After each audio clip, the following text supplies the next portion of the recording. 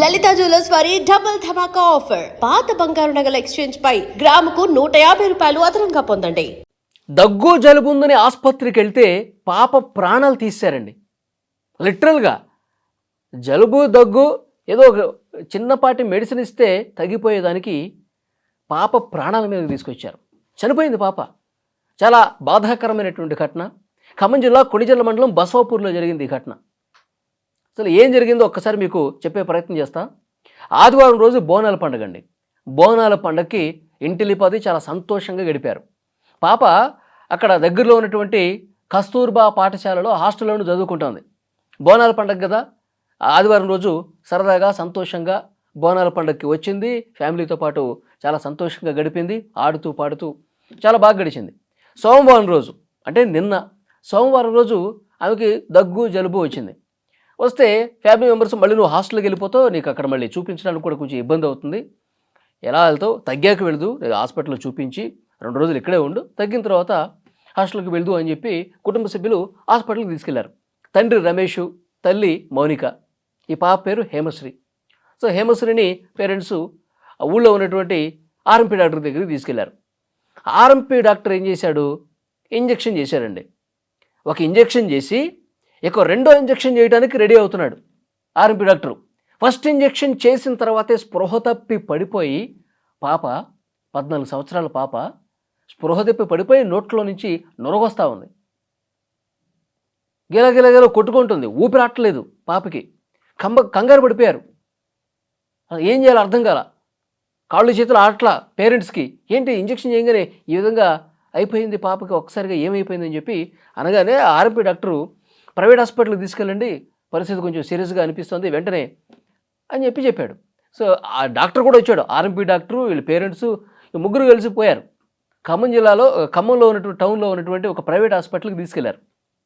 తీసుకెళ్ళిన తర్వాత 1 గంటకే పాప చనిపోయింది. కుటుంబ సభ్యులు ఆ బాధ, వాళ్ళకి ఎంత కడుపు కోత ఉంటుంది, గుండెల నిండా ఎంత బాధ ఉంటుంది. అరే దగ్గు జలుబు ఉందని చెప్పి ఆసుపత్రికి తీసుకెళ్తే ప్రాణాలు పోతాయా? ప్రాణాలు పోవటం ఏంటి?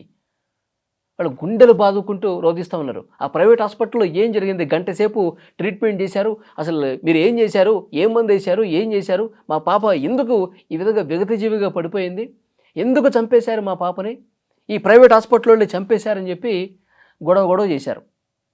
కానీ అక్కడ పోలీసులు వచ్చారు, అంతా సర్ది చెప్పే ప్రయత్నం చేశారు.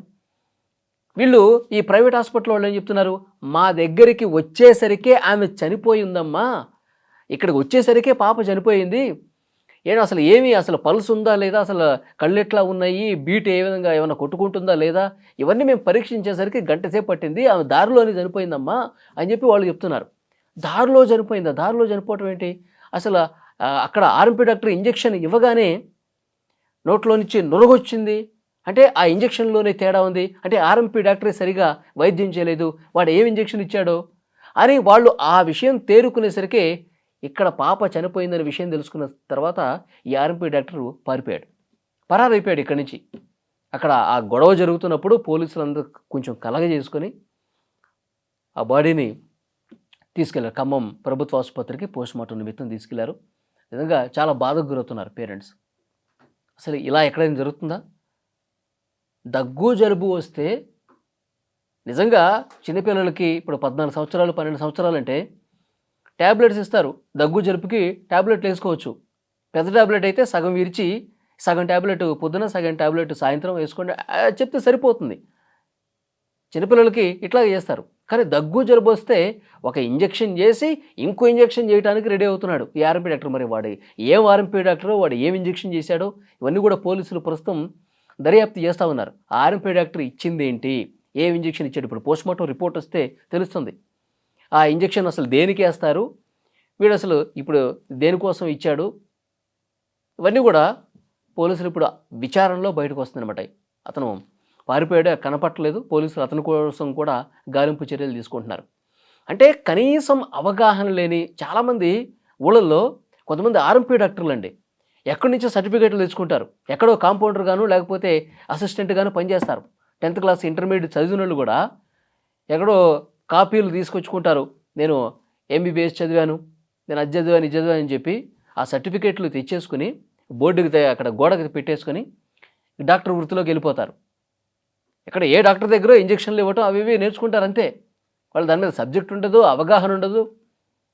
దగ్గు వస్తే ఏం చేయాలి, జలుబు వస్తే ఏం చేయాలి, వీటి మీద అసలు కనీసం అవగాహన లేదు. అసలు పేషెంట్ కండిషన్ ఏ విధంగా ఉందో చూడాలి.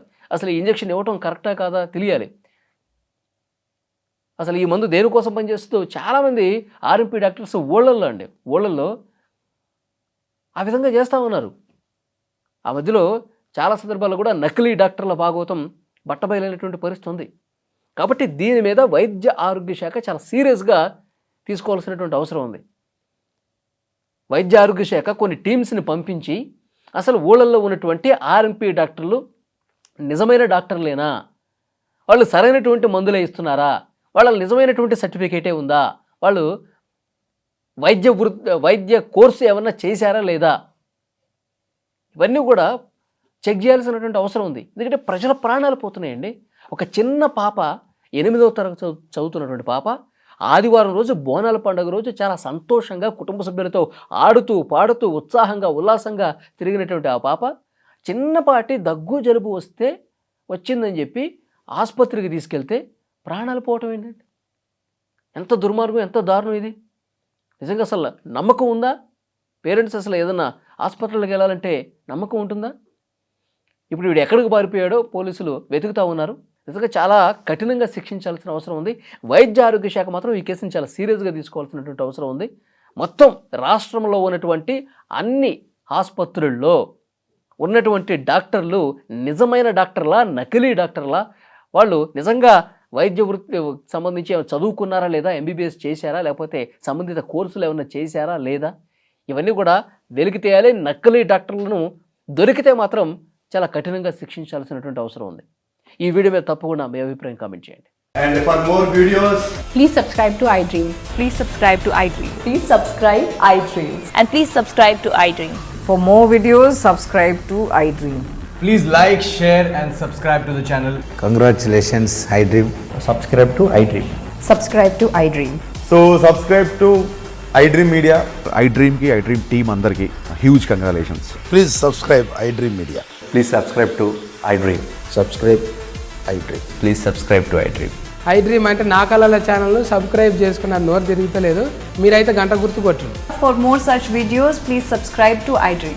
Subscribe to iDream. Please subscribe to iDream. Please subscribe iDream Media. Please do subscribe to iDream. Please subscribe to iDream Media. For best entertainment and information, please subscribe iDream. And don't forget to subscribe to iDream.